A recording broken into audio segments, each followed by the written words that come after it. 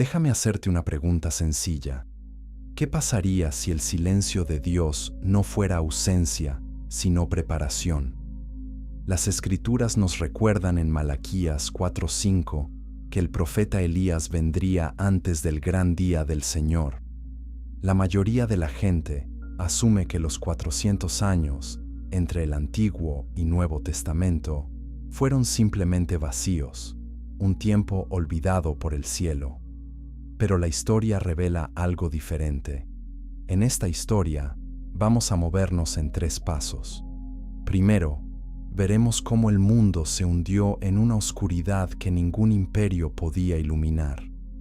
Luego, descubriremos las corrientes ocultas de esperanza que fluían bajo la superficie del sufrimiento. Y finalmente, entenderemos por qué ese silencio fue necesario para preparar el escenario perfecto. Y una vez que comprendamos esta primera capa, la verdadera historia comienza. El mundo antes de Jesús no era simplemente oscuro. Era un lugar donde la oscuridad se había vuelto tan familiar que la gente había olvidado cómo era la luz verdadera. Imagina despertar cada día sin saber si las promesas antiguas todavía importaban. Los imperios habían llegado y caído como olas contra la costa, cada uno prometiendo paz, pero entregando solo más cadenas. Las profecías que una vez encendieron corazones, ahora parecían palabras muertas en pergaminos amarillentos. En las calles de Jerusalén, los ancianos se reunían en rincones oscuros. Hablaban en voz baja sobre los días cuando Dios caminaba entre su pueblo. Contaban historias de Moisés separando el mar, de David derrotando gigantes, de Elías llamando fuego del cielo. Pero esas historias se sentían como cuentos de otro mundo, un mundo que había desaparecido para siempre. Un niño pequeño una vez preguntó a su abuelo por qué Dios había dejado de hablar. El anciano no tuvo respuesta, solo lágrimas silenciosas que rodaron por sus mejillas curtidas. Los sacerdotes continuaban los rituales en el templo.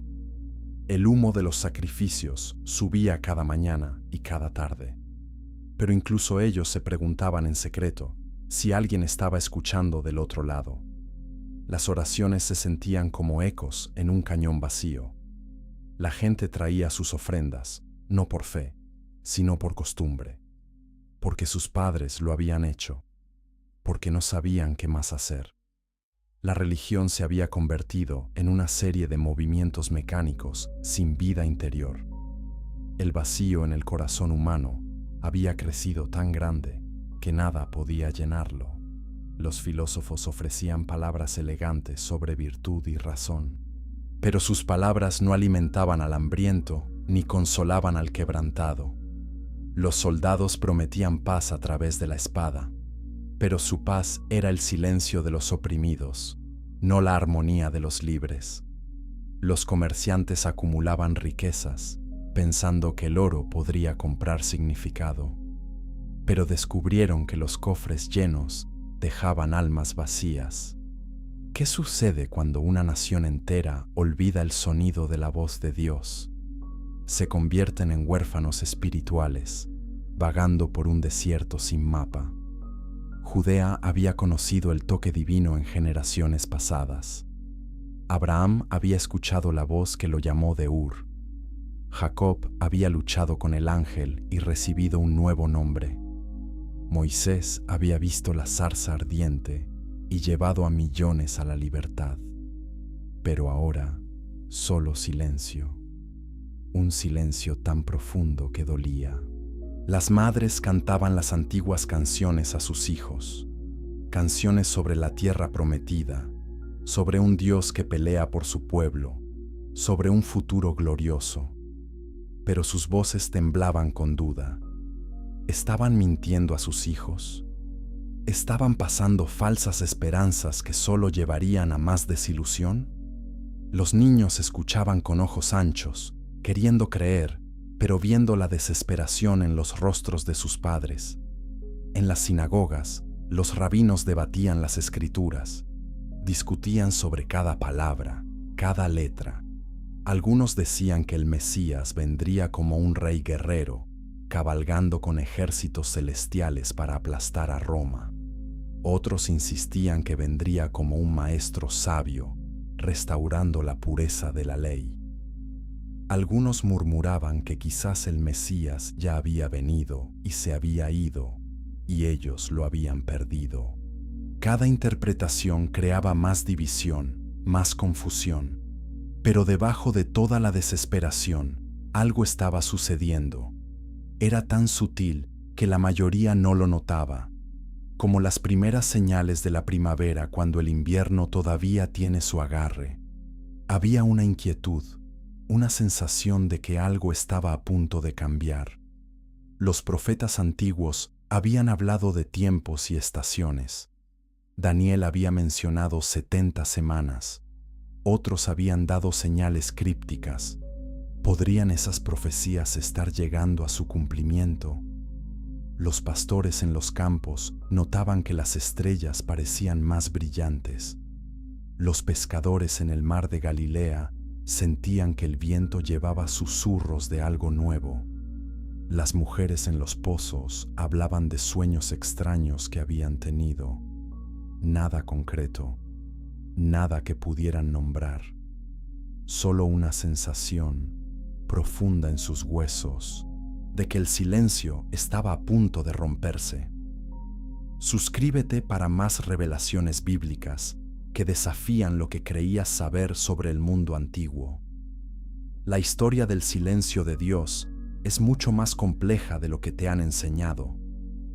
Comenta abajo qué crees que sintió el pueblo judío durante esos 400 años sin palabra profética. ¿Fue castigo o preparación divina? Los eruditos en Jerusalén estudiaban los cielos. La astrología y la astronomía estaban entrelazadas en el mundo antiguo. Buscaban señales en los movimientos planetarios, en la aparición de cometas, en eclipses y alineaciones. Creían que Dios escribía mensajes en el cielo para aquellos con ojos para ver. Cada generación pensaba que serían ellos quienes verían la señal final. Cada generación estaba equivocada. Hasta ahora, el mundo se había vuelto pequeño bajo Roma, pero también se había vuelto conectado. Los caminos romanos permitían que las noticias viajaran más rápido que nunca. Las ideas fluían de una ciudad a otra. El griego se había convertido en el idioma común del comercio y la diplomacia. Sin que nadie lo supiera, el escenario estaba siendo preparado. No por planes humanos, sino por una mano invisible que movía las piezas en el tablero de la historia. Y entonces, en ese mundo de silencio y sombra, de esperanza muriendo y desesperación creciendo, algo comenzó a moverse. No en los palacios de reyes, no en los templos de sacerdotes, no en las academias de filósofos, sino en los lugares más humildes, en el vientre de una virgen, en los sueños de un carpintero justo, en el corazón de un profeta salvaje que pronto gritaría en el desierto. La historia más grande jamás contada estaba a punto de comenzar. Pero primero, necesitamos entender los imperios que dominaban este mundo, porque sin comprender las cadenas, nunca apreciaremos la libertad que estaba por venir. Capítulo 2. Imperios de hierro y barro. Los imperios son como bestias gigantes que devoran naciones y escupen huesos. Daniel el profeta había visto esto en visiones siglos antes. Había hablado de estatuas con cabezas de oro, pechos de plata, vientres de bronce y piernas de hierro. Cada metal representaba un reino que gobernaría el mundo. Y el hierro, Daniel dijo, sería el más fuerte, pero también el más quebradizo. Roma era ese hierro, fuerte más allá de la medida, pero con grietas ocultas que eventualmente lo destrozarían. Pero Roma no fue el primer imperio que pisoteó a Judea. La memoria es larga en Oriente Medio. Los ancianos contaban historias de Babilonia, el imperio que había destruido el primer templo. Nabucodonosor había venido con ejércitos que oscurecían el sol. Había roto las murallas de Jerusalén como si fueran de papel. Había arrastrado a los mejores y más brillantes a Babilonia en cadenas. Los salmos todavía gemían con ese dolor. Junto a los ríos de Babilonia, allí nos sentamos y lloramos. Babilonia cayó ante Persia. Ciro el persa fue diferente. Permitió que los judíos regresaran a su tierra. Incluso financió la reconstrucción del templo. Algunos lo llamaron ungido de Dios, un libertador enviado por el cielo. Persia trajo una forma diferente de gobierno, tolerancia religiosa, autonomía local. Pero aún así, eran amos. Judea era una provincia, no una nación. El pueblo judío vivía bajo permiso extranjero en su propia tierra prometida. Luego llegó Alejandro, joven, brillante, imparable. Conquistó el mundo conocido antes de cumplir 33 años. Alejandro no solo conquistó con la espada, conquistó con la cultura. El helenismo se extendió como un incendio. El idioma griego, la filosofía griega, el arte griego, los gimnasios griegos, los teatros griegos. Todo se volvió griego. Y para muchos judíos, esto fue más peligroso que cualquier ejército. Puedes resistir a los soldados, pero ¿cómo resistes la seducción de la cultura? Los jóvenes judíos comenzaron a vestirse como griegos, hablaban griego, leían a Platón y Aristóteles. Algunos incluso ocultaban las marcas de su circuncisión para poder participar en los juegos atléticos desnudos.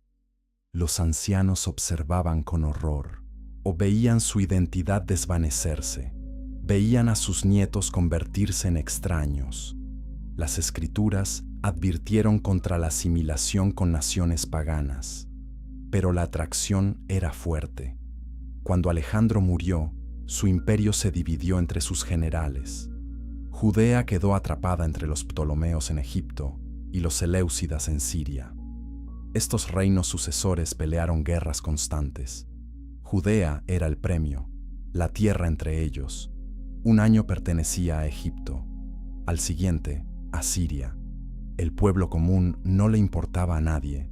Eran simplemente cuerpos para grabar, manos para trabajar, bocas para alimentar o dejar morir de hambre según la conveniencia política. Entonces llegó Antíoco Epífanes. Su nombre significaba el Dios manifiesto. Se consideraba una encarnación de Zeus y decidió que los judíos necesitaban ser civilizados por la fuerza. Prohibió el sábado, prohibió la circuncisión, prohibió el estudio de la Torá, y el acto más obsceno de todos, sacrificó un cerdo en el altar del templo. Este no fue solo un insulto, fue una violación espiritual. El templo, el lugar más sagrado en la tierra para los judíos, profanado con sangre inmunda. La revuelta fue inevitable. Los macabeos se levantaron. Judas Macabeo y sus hermanos lanzaron una guerra de guerrillas contra el ejército seleucida. Contra toda lógica, ganaron. Limpiaron el templo. Restablecieron el culto puro. Por un breve momento glorioso, Judea fue independiente nuevamente. La fiesta de Hanukkah celebra esa victoria. Pero la independencia no duró. Nunca lo hace para las naciones pequeñas atrapadas entre imperios gigantes. Me gusta este video si estos detalles históricos te están abriendo los ojos a cuán complicado era el mundo antes de Jesús. Comparte esto con alguien que ama la historia bíblica profunda. La mayoría de sermones saltan estos contextos cruciales. La dinastía Asmonea, descendientes de los Macabeos, gobernó Judea. Pero el poder corrompe. Pronto estaban peleando entre ellos. Hermano contra hermano, tío contra sobrino. Las familias sacerdotales se dividieron en facciones. Los fariseos, los saduceos, los esenios, cada grupo con su propia visión de cómo debería ser Judea.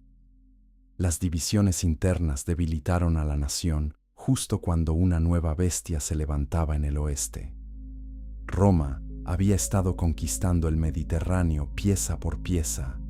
Cartago había caído, Grecia había caído, Egipto caería pronto. Los romanos no se apresuraron, se movían con la inevitabilidad de un glaciar. Cuando dos príncipes judíos, Hircano y Aristóbulo, no pudieron resolver su disputa sobre quién debería gobernar, cometieron el error fatal. Invitaron a Roma a arbitrar. El general Pompeyo llegó con sus legiones. Resolvió la disputa tomando el control él mismo. Judea se convirtió en un estado cliente de Roma en 63 a.C.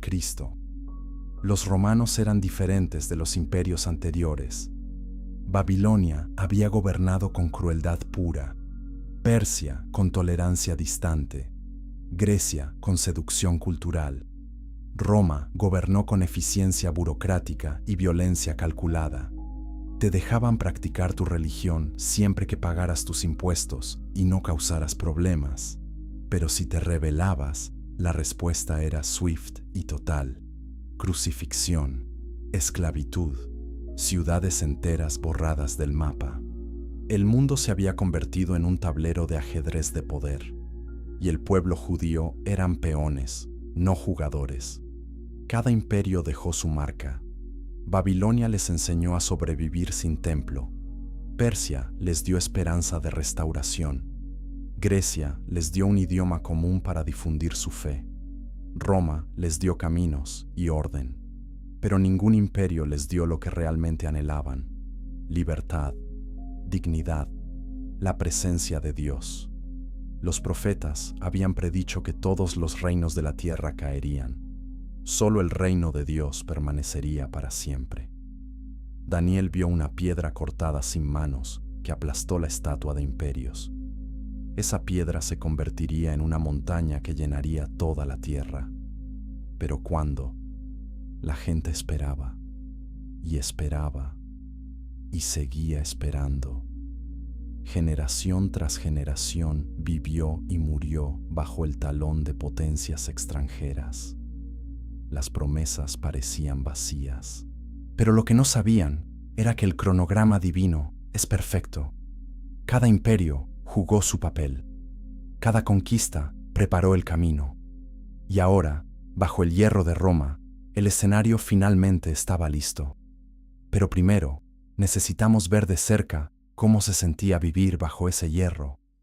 Necesitamos sentir el peso de las cadenas romanas. Capítulo 3.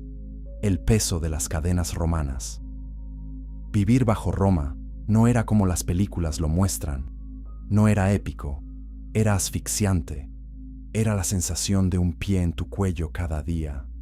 Era pagar impuestos que robaban el pan de la boca de tus hijos. Era ver soldados extranjeros patrullar tus calles, entrar a tu templo, mirar a tus mujeres con ojos hambrientos. Era la humillación constante de no ser dueño de tu propio destino. Los recaudadores de impuestos eran los más odiados. Judíos que trabajaban para Roma o cobrando dinero a su propio pueblo. Los llamaban colaboradores, traidores, pecadores. Los recaudadores de impuestos comían con gentiles, se ensuciaban con dinero sucio, vendían su alma por comodidad. Pero muchos no tenían elección. Roma subastaba el derecho de cobrar impuestos. Los recaudadores pagaban por adelantado, luego extraían lo que podían de la gente. Si no cumplían su cuota, su propia familia sufría. Imagina ser un pescador en el mar de Galilea.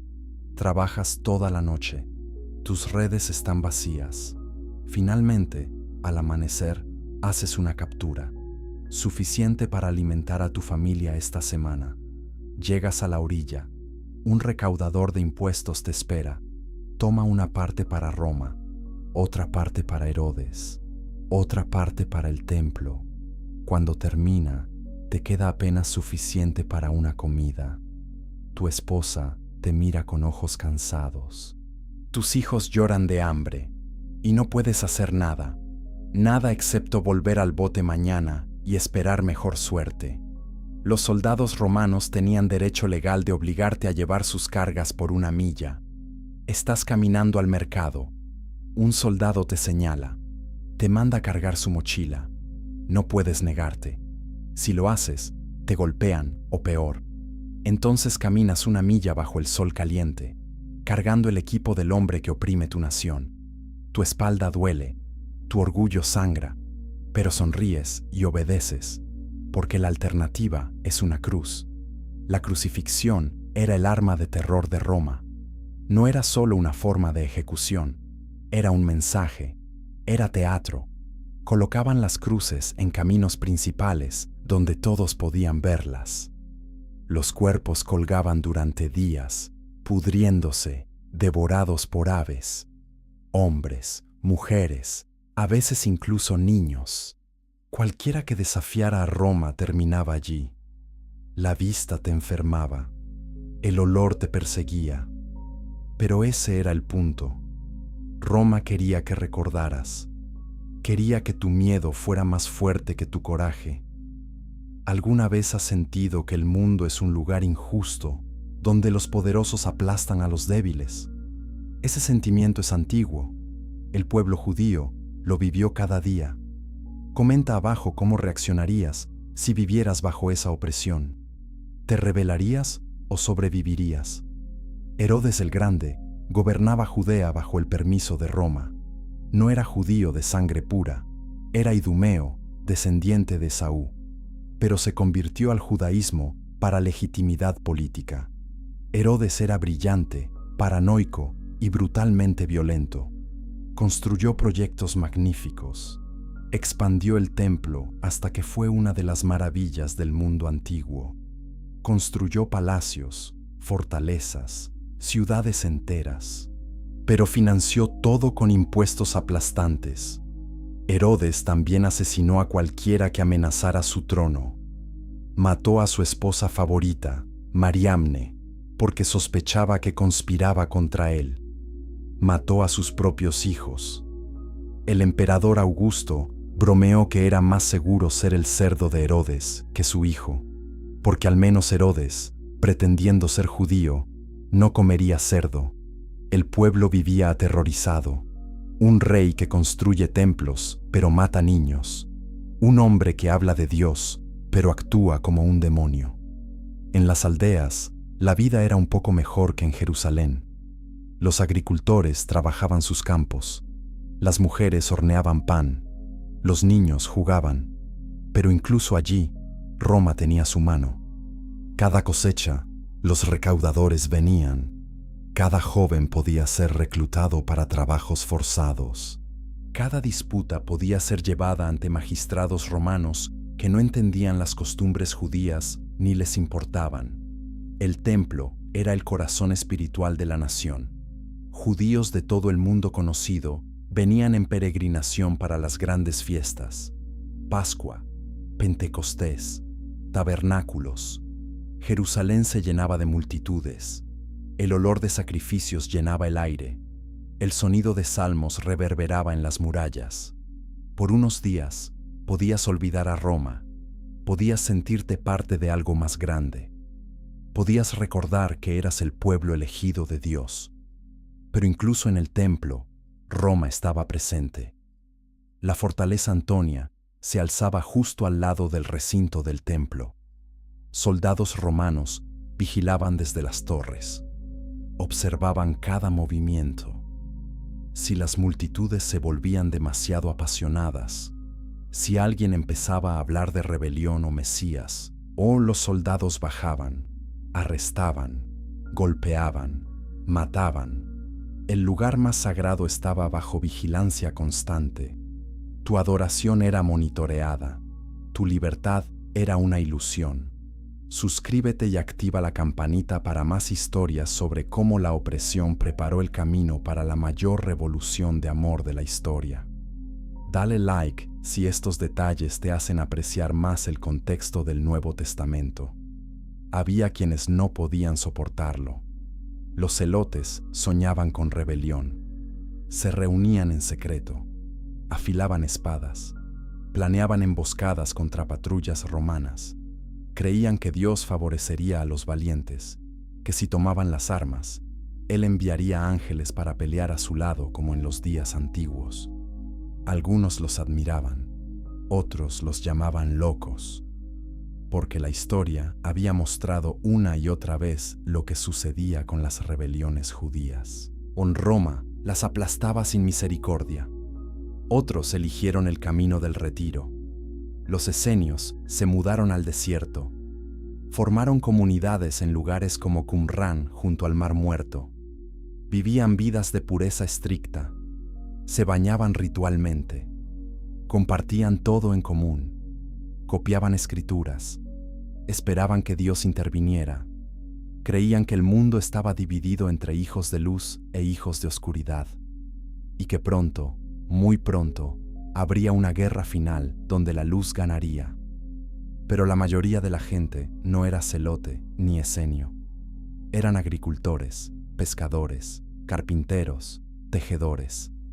Personas ordinarias tratando de sobrevivir. Se levantaban con el sol. Trabajaban hasta que sus manos sangraban. Se iban a dormir exhaustos. Amaban a sus familias. Contaban historias a sus hijos. Oraban oraciones que sus padres les enseñaron. Y esperaban. Esperaban que quizás, o solo quizás, sus hijos verían días mejores. Pero en el fondo, la esperanza se estaba muriendo. Y cuando la esperanza muere, lo que queda es resignación, o desesperación, o locura. El mundo necesitaba algo más que un cambio político. Necesitaba un milagro.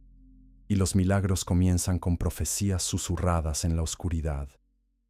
Capítulo 4.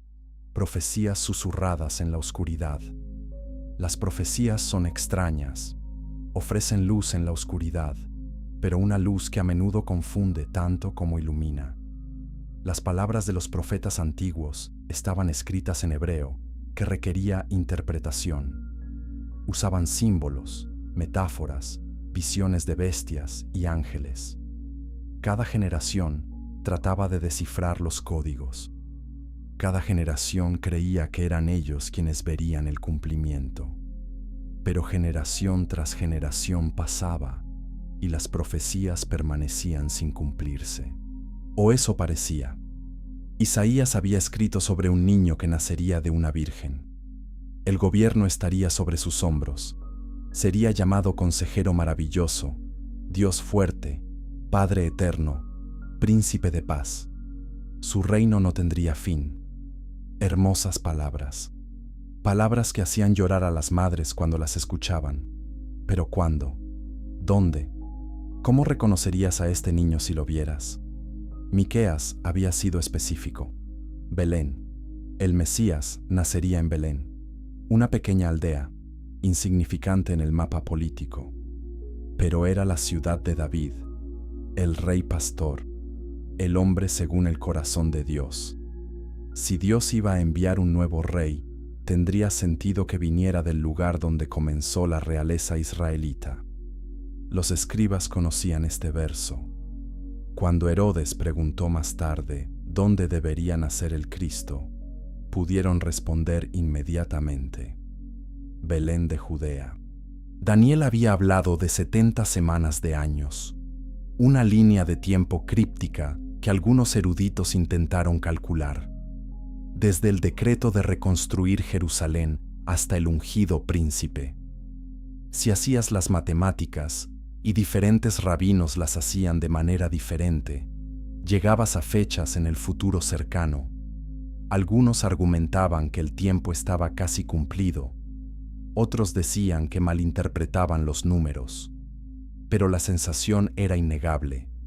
Algo estaba a punto de suceder. Malaquías, el último profeta del Antiguo Testamento, había hecho una promesa. Dios enviaría a Elías el profeta antes del día grande y terrible del Señor. Elías volvería para preparar el camino. Pero Elías había sido llevado al cielo en un carro de fuego siglos atrás. ¿Volvería literalmente? ¿O vendría alguien en el espíritu y poder de Elías? Nadie sabía, pero sabían buscar a alguien como Elías, alguien salvaje, alguien audaz, alguien que llamara a la nación al arrepentimiento. Los salmos estaban llenos de referencias mesiánicas. El Salmo 22 describía un sufrimiento tan vívido que dolía leerlo. Han perforado mis manos y mis pies. Puedo contar todos mis huesos. Reparten entre sí mis vestidos. Algunos rabinos conectaban esto con el Mesías sufriente. Otros rechazaban la idea. El Mesías debía ser un conquistador, no una víctima. Debía aplastar a los enemigos de Israel, no ser aplastado él mismo. Comparte esta revelación con alguien que ama el estudio profético. Muchos cristianos no saben cuán complicadas eran las expectativas mesiánicas. Dale like si estos detalles te fascinan tanto como a mí. Las expectativas mesiánicas eran un desastre de contradicciones. Algunos textos hablaban de un rey poderoso, otros de un siervo sufriente, algunos de un sacerdote, otros de un profeta. Algunos rabinos argumentaban que habría dos Mesías: el Mesías, hijo de José, que sufriría y moriría, y el Mesías, hijo de David, que reinaría y conquistaría. De esa manera, podrían encajar todas las profecías contradictorias. El libro de Enoc, popular entre los judíos de ese tiempo, aunque no estaba en el canon oficial, hablaba del Hijo del Hombre, una figura celestial que vendría en las nubes con poder y gloria. Este no era solo un rey humano, era algo más, algo divino, algo que trascendía las categorías normales. Los fariseos respetaban a Enoc, pero dudaban de sus visiones apocalípticas. Los esenios lo consideraban escritura. El pueblo común solo sabía que hablaba de esperanza. Pero había otro problema. Muchos falsos mesías habían surgido a lo largo de los años. Hombres carismáticos que reunían seguidores, prometían liberación, lideraban rebeliones, y todos terminaban igual: muertos, crucificados, sus seguidores dispersos, sus movimientos aplastados. Entonces la gente se había vuelto escéptica. Cuando alguien afirmaba ser el ungido, la primera reacción era duda. Hemos escuchado esto antes. Hemos visto cómo termina. En las sinagogas, la lectura de los profetas continuaba cada sábado. Las palabras familiares lavaban sobre las congregaciones. La mayoría apenas escuchaba. Las habían oído 1000 veces. Pero ocasionalmente, un joven escucharía como si fuera la primera vez. Sus ojos se abrirían. Su corazón se aceleraría. ¿Qué tal si? ¿Qué tal si las promesas son reales? ¿Qué tal si Dios no ha terminado con nosotros? Esa pequeña chispa de esperanza era peligrosa, porque la esperanza te hace vulnerable, te hace soñar, y los sueños pueden romperte cuando no se hacen realidad. Los ancianos en Jerusalén tenían reuniones privadas, discutían las señales de los tiempos, interpretaban eventos actuales a la luz de las profecías. Cuando Roma instaló águilas doradas en el templo, algunos vieron una abominación. Cuando Herodes reconstruyó el templo, otros vieron la preparación para la era mesiánica. Cada terremoto, cada eclipse, cada rumor de guerra en tierras distantes, todo se analizaba. ¿Es esta la señal? ¿Es este el momento? Pero aquí está lo que la mayoría perdió. Las profecías no eran solo acertijos para resolver, eran promesas para confiar. Dios no estaba jugando juegos, estaba preparando corazones. Cada generación que esperaba, que sufría, o no que se aferraba a las promesas a pesar del dolor, estaba siendo refinada, como el oro en el fuego. La espera no era castigo, era preparación, porque cuando el Mesías finalmente viniera, necesitaría personas que pudieran reconocerlo, no por su apariencia externa, no por trucos políticos, sino por su corazón. y solo los corazones quebrantados pueden reconocer a un Salvador verdadero. Pero el pueblo judío no estaba solo esperando en Judea. Estaban esparcidos por todo el mundo conocido. Y esa dispersión también era parte del plan. Necesitamos hablar sobre la diáspora y la memoria. Capítulo 5. La dispersión y la memoria. La diáspora comenzó con el juicio. Cuando Israel del norte cayó ante Asiria, las 10 tribus fueron deportadas. Cuando Judá cayó ante Babilonia, los mejores y más brillantes fueron arrastrados en cadenas. Esta no era solo una tragedia política, era una crisis espiritual. Dios había prometido la tierra, Abraham había caminado por ella, Moisés había muerto mirándola, Josué la había conquistado, y ahora estaba perdida. ¿Habían fallado las promesas de Dios? Pero algo inesperado sucedió en el exilio. En lugar de asimilarse y desaparecer, los judíos se aferraron a su identidad con más fuerza. Sin templo, desarrollaron la sinagoga. Sin sacrificios, desarrollaron oraciones. Sin tierra, desarrollaron comunidad. El judaísmo se transformó de una religión basada en ubicación a una religión basada en práctica. Podías ser judío en Babilonia, podías ser judío en Egipto, podías ser judío en cualquier lugar, porque llevabas tu fe contigo. Cuando Ciro permitió el regreso, muchos judíos eligieron quedarse en Babilonia. Se habían establecido, tenían negocios, tenían hogares, amaban la tierra prometida en teoría, pero Babilonia era práctica. Entonces comenzó el patrón. Una comunidad judía en Judea, comunidades judías esparcidas por todo el imperio. Y a medida que los imperios crecían y el comercio se expandía, los judíos iban a todas partes. Alejandría en Egipto tenía una población judía enorme, tanto que los eruditos judíos tradujeron las escrituras hebreas al griego. Esta traducción, llamada la Septuaginta, se convirtió en la Biblia para los judíos de habla griega. También se convirtió en la Biblia que los primeros cristianos usarían. Sin saberlo, los traductores en Alejandría estaban preparando el camino para que el Evangelio se extendiera rápidamente en griego a través del mundo mediterráneo. Roma tenía una gran comunidad judía. Estos judíos tenían influencia. Algunos eran ricos, algunos tenían ciudadanía romana. Cuando surgieran problemas más tarde entre judíos y cristianos, las autoridades romanas se confundirían. ¿Quiénes son estos grupos? ¿Por qué están peleando? Los judíos en Roma llevarían mensajes al emperador. Más tarde, los cristianos harían lo mismo. La dispersión significaba que el judaísmo había plantado semillas en cada ciudad importante, y esas semillas se convertirían en suelo fértil para una nueva fe. Suscríbete para entender cómo cada pieza de la historia antigua encaja en el plan divino. Comparte este video si estás asombrado por cómo Dios usó incluso el exilio y la dispersión para sus propósitos. Comenta qué otras conexiones históricas ves. Las sinagogas en la diáspora se convirtieron en centros comunitarios, no solo lugares de adoración, sino escuelas, tribunales o centros de ayuda social. Si eras judío en una ciudad extraña, ibas a la sinagoga. Allí encontrarías familia, encontrarías apoyo, encontrarías personas que entendían tus costumbres, tus días santos, tus leyes dietéticas. La sinagoga mantenía unida a la comunidad.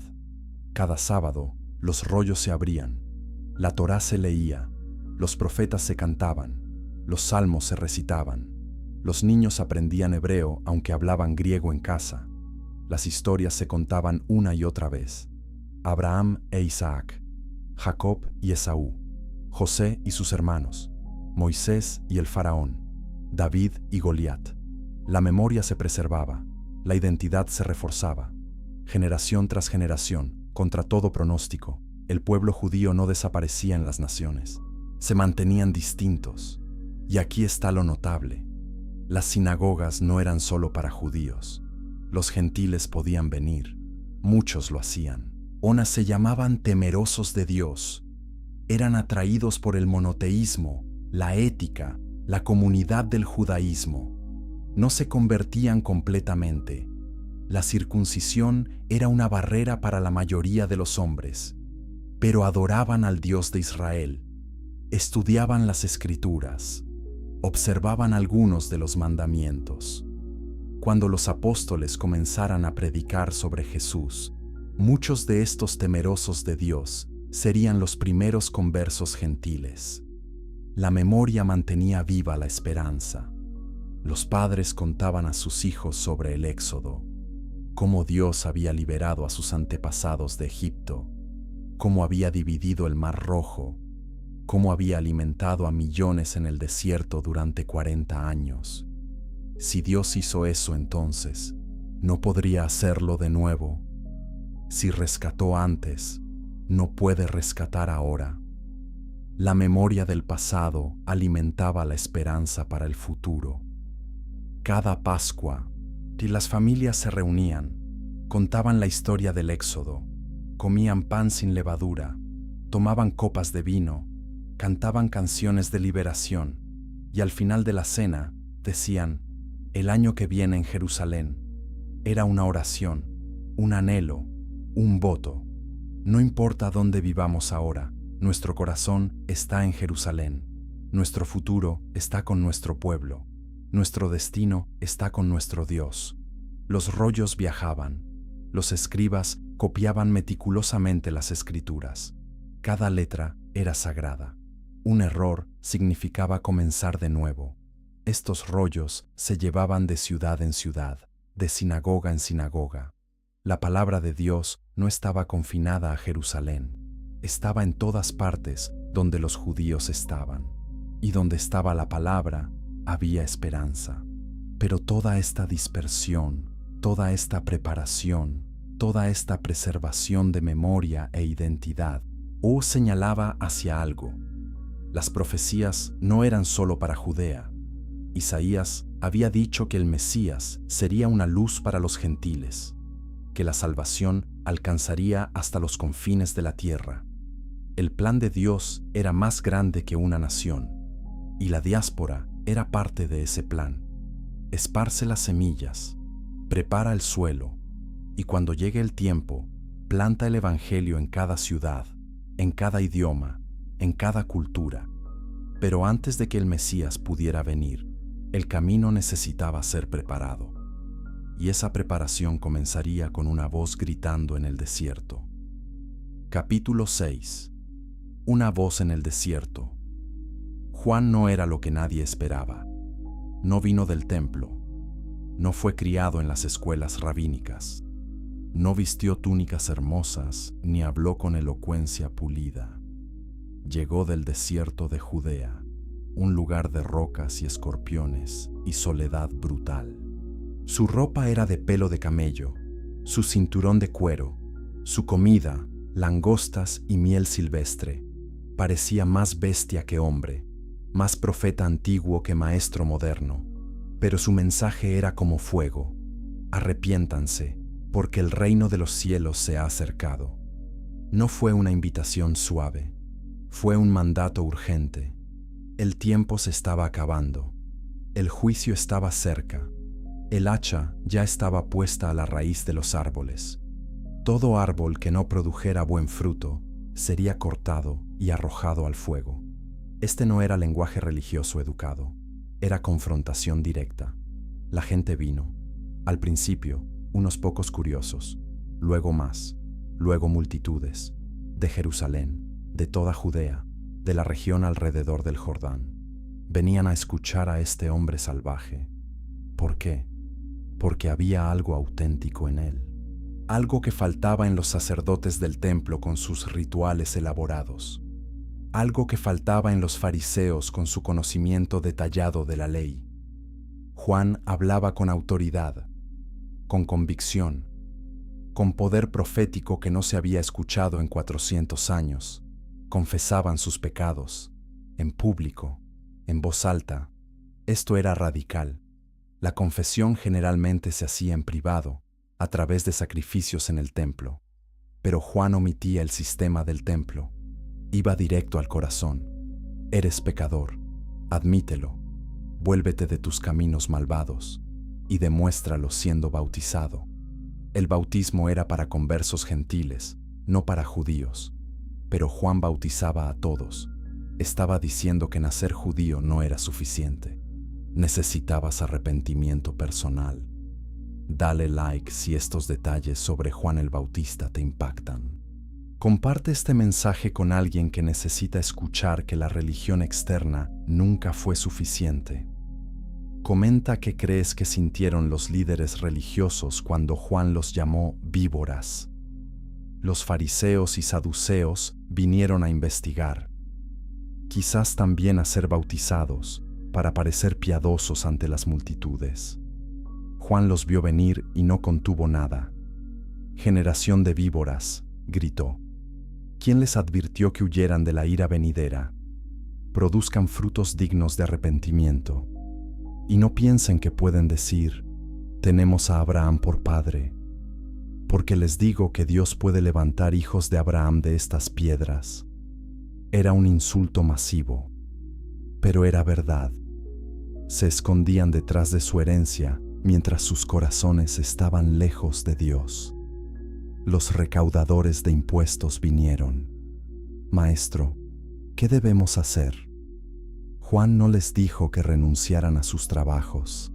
Les dijo que fueran honestos, no cobren más de lo debido. Era simple, era práctico, era alcanzable. El arrepentimiento no era solo sentimiento, era acción, era cambio de comportamiento. Los soldados vinieron, hombres acostumbrados a tomar lo que querían. ¿Y nosotros qué debemos hacer? No extorsionen a nadie, no acusen falsamente, estén contentos con su paga. De nuevo, simple, de nuevo, práctico, de nuevo, alcanzable. Juan no estaba llamando a una revolución política, estaba llamando a una revolución del corazón. Vivir justamente en cualquier situación en la que te encuentres. La pregunta surgió inevitablemente. ¿Eres tú el Mesías? Las expectativas estaban en su punto más alto. Este hombre tenía poder, tenía seguidores. ¿Podría ser él? Juan respondió claramente, no, yo los bautizo con agua, pero viene uno después de mí, aún más poderoso que yo. No soy digno ni de desatar la correa de sus sandalias. Él los bautizará con el Espíritu Santo y con fuego. Su aventador está en su mano, y limpiará su era, recogiendo el trigo en su granero y quemando la paja con fuego inextinguible. Juan entendió algo que muchos profetas antes de él no habían visto claramente. No se trataba de él, era un heraldo, un anunciador, una voz. Su trabajo era preparar corazones, no gobernarlos. Su trabajo era apuntar hacia otro, no hacia sí mismo. Esto requería tremenda humildad. Tenía influencia, tenía una plataforma. Podría haber construido un movimiento alrededor de sí mismo, pero sabía que no era el punto. El bautismo en el río Jordán era simbólico en capas. Era donde Israel había cruzado hacia la tierra prometida bajo Josué. Era donde Naamán el leproso fue sanado al sumergirse 7 veces. Era agua viva, fluyendo, no agua estancada de un estanque. Representaba limpieza, muerte al viejo yo, resurrección a una nueva vida. Cuando la gente salía del agua, sentían algo. No puedo explicarlo, dijo un joven, pero me siento limpio, como si pudiera comenzar de nuevo. Las enseñanzas de Juan se extendieron. Incluso aquellos que no podían viajar al Jordán escucharon sobre él. En las sinagogas, la gente susurraba. ¿Has oído sobre el profeta en el desierto? ¿Podría ser él? ¿Podría ser Elías vuelto del cielo? Incluso Herodes escuchó sobre Juan. Al principio, con curiosidad. Más tarde, con miedo. Porque Juan no tenía miedo de hablar verdad al poder. y esa verdad eventualmente le costaría su cabeza, pero aún no. Primero, tenía que cumplir su misión, preparar el camino, hacer rectos los senderos, porque el que venía detrás de él necesitaba corazones listos, y Juan estaba haciendo exactamente eso. Pero preparar corazones requería más que palabras, requería una experiencia, requería bautismo de esperanza. Capítulo 7. El bautismo de la esperanza. El agua del Jordán no era cristalina, era turbia, marrón por el barro. No había nada mágico en ella, era solo agua, pero lo que sucedía en esa agua era transformador. Personas entraban llevando el peso de años de pecado, vergüenza, arrepentimiento.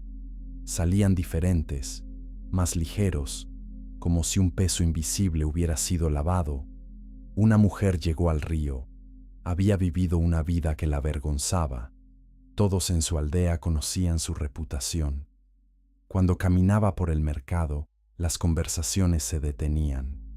Las madres apartaban a sus hijos. Los hombres la miraban con ojos hambrientos o con desprecio. Había tratado de cambiar, pero el pasado la seguía como una sombra. Escuchó sobre Juan. ¿Podría un profeta salvaje en el desierto ofrecerle lo que el templo no había podido? ¿Perdón real? Juan la miró, no con lujuria, no con juicio, con compasión. ¿Confiesas tus pecados? Sí, susurró ella, con lágrimas rodando por sus mejillas. Me arrepiento de todo. Quiero ser limpia. Juan la llevó al agua, la sumergió. Cuando salió, jadeando, limpiándose los ojos, algo había cambiado. No podía señalarlo, pero sentía esperanza. Por primera vez en años, sentía que tal vez, solo tal vez, podía comenzar de nuevo. Un fariseo joven observaba desde la orilla. Había venido a criticar. Esto es un circo, pensó. Estas personas son ignorantes. No entienden la ley como yo. Pero mientras observaba, algo lo inquietaba. Veía alegría genuina en los rostros de las personas que salían del agua. Veía lágrimas de alivio. Veía abrazos de perdón. ¿Por qué no tenía él eso? Él conocía cada ley, observaba cada ritual, pero su corazón estaba frío, vacío. Finalmente, con orgullo a un lado, se acercó a Juan. Yo también necesito esto, admitió, y fue bautizado como los demás. Suscríbete para más historias sobre transformación genuina.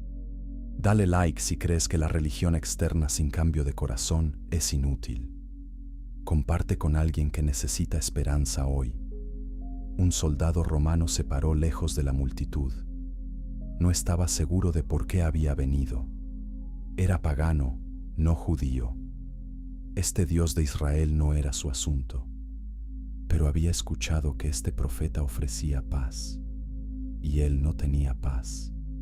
Había matado hombres, mujeres, niños, siguiendo órdenes, cumpliendo con su deber.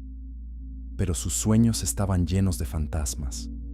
Sus manos se sentían manchadas de sangre sin importar cuánto las lavara.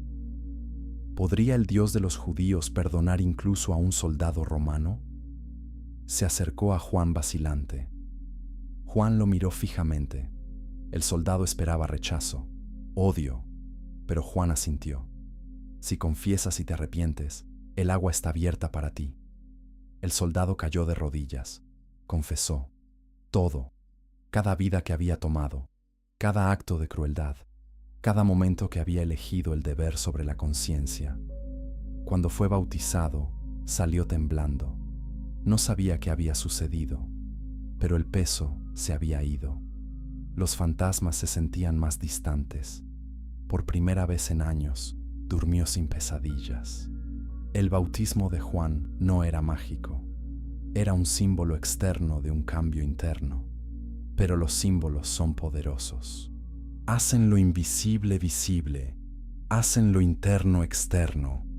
Cuando confiesas en voz alta, cuando te sumerges en agua, cuando sales respirando profundamente, tu cuerpo está involucrado, tu memoria está marcada, no es solo un sentimiento que se desvanece, es una experiencia que puedes señalar antes de ese día, después de ese día. Pero Juan sabía que su bautismo era solo el comienzo. Yo bautizo con agua, seguía diciendo, pero viene uno que los bautizará con el Espíritu Santo y fuego. El agua limpia el exterior, pero el Espíritu transforma el interior. El agua es temporal, pero el Espíritu es eterno. Yo preparo el camino, Él trae el reino. La esperanza que Juan ofrecía era real, pero era incompleta. Apuntaba hacia algo mayor, alguien mayor. Las multitudes seguían viniendo. Algunos días, cientos eran bautizados. El río estaba lleno de personas esperando su turno. Cantaban salmos, oraban, lloraban, reían. Era un movimiento, un despertar. La sensación en el aire era eléctrica. Algo está sucediendo, decían las personas entre sí. Dios está moviéndose de nuevo. Después de siglos de silencio, Dios está hablando, y está hablando a través de este hombre salvaje en el desierto. Los líderes religiosos en Jerusalén estaban alarmados. Juan estaba atrayendo más multitudes que el templo. Estaba ofreciendo perdón sin sacrificios. Estaba llamando al arrepentimiento sin la mediación de sacerdotes. Esto era peligroso. Esto amenazaba su autoridad. Enviaron delegaciones para interrogarlo. ¿Por qué bautizas si no eres el Mesías, ni Elías, ni el profeta? Juan respondió simplemente, yo bautizo con agua, pero entre ustedes está uno a quien no conocen. Él viene después de mí, del cual no soy digno de desatar la correa de sus sandalias. Entre ustedes está uno a quien no conocen. Esas palabras enviaron escalofríos. ¿Ya estaba aquí? ¿El Mesías ya estaba caminando entre ellos? ¿Cómo podían no saberlo? ¿Cómo se veía? ¿Dónde vivía? ¿Qué estaba haciendo? La anticipación creció. Los ojos miraban cada rostro en la multitud. Podría ser ese hombre. O ese. Todos esperaban. Todos buscaban. Y entonces, un día, Juan vio a alguien acercándose al río. Y supo. Este es él. Capítulo 8. Estrellas antiguas y nuevas preguntas. Lejos de Judea, en tierras del este, hombres sabios estudiaban los cielos. Eran magos, astrólogos, eruditos de los movimientos celestiales. Sus civilizaciones habían observado las estrellas durante milenios. Habían trazado planetas. Habían registrado eclipses. Habían notado patrones y anomalías. Y ahora estaban viendo algo inusual. Una estrella, o algo parecido a una estrella, pero no se comportaba como las estrellas normales. Las estrellas siguen caminos predecibles. Se mueven en patrones que puedes calcular años por adelantado. Pero esta era diferente. Aparecía, desaparecía, se movía de maneras que no tenían sentido según sus cartas. Debatieron qué podría ser. ¿Un cometa? ¿Una conjunción de planetas? ¿Un fenómeno sobrenatural? Pero más importante, ¿qué significaba? Estos hombres no eran judíos, no adoraban al Dios de Israel, pero eran eruditos. Conocían las profecías de muchas culturas. Las escrituras judías habían sido traducidas al griego y circulaban en el mundo mediterráneo. Algunos de estos magos habían leído sobre una profecía en Números. Una estrella se levantará de Jacob. Un cetro se levantará de Israel. ¿Podría esta estrella señalar el nacimiento de un rey judío? Un rey tan significativo que los cielos mismos lo anunciaban. Decidieron viajar. Este no era un viaje corto. Desde Persia o Arabia o donde quiera que vivieran hasta Jerusalén, era una travesía de meses, a través de desiertos, a través de montañas, a través de territorios peligrosos, pero eran impulsados por curiosidad, por asombro, por la sensación de que estaban siendo llamados a presenciar algo importante. Comenta abajo qué piensas sobre los magos. ¿Cómo pudieron saber cuando incluso el propio pueblo de Dios estaba ciego? Comparte este video si esta parte de la historia siempre te ha fascinado. Dale like si quieres más análisis profundo. Mientras tanto, en Jerusalén, los escribas estudiaban profecías por razones completamente diferentes. No buscaban una estrella, buscaban seguridad política. Herodes envejecía.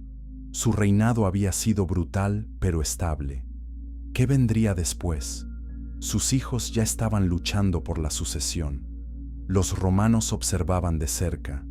Cualquier inestabilidad podría provocar intervención. ¿Y quién sabe qué significaría eso para Judea? Los saduceos, la élite sacerdotal, no creían en la resurrección, no creían en ángeles o demonios. Eran pragmáticos, políticos. Su preocupación era mantener el templo funcionando, mantener a Roma feliz, mantener su riqueza y posición. La venida del Mesías era una bonita idea para las masas, pero ellos no esperaban realmente que sucediera, y ciertamente no querían que sucediera.